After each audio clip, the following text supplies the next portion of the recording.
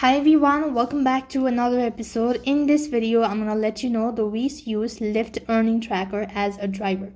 To use a Lyft Earning Tracker as a driver, you need to follow the steps. So first of all, you need to view your earnings. So see earnings for a specific day. So you need to have a driver's account for that case. So you need to go to the earnings section. So tap on the dollar amount at the top of the app's home screen. Then tapping see all activity, using the left and a right arrow to view different weeks. Now scrolling to see history for each day of the week.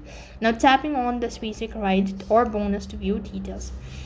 And to set a weekly earning target and tracking process to achieve those goals, tap earning at the top of the app's home screen. Scroll down and tap set a weekly goal.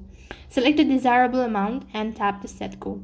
This way you'll be able to use Lyft Earning Tracker as a driver.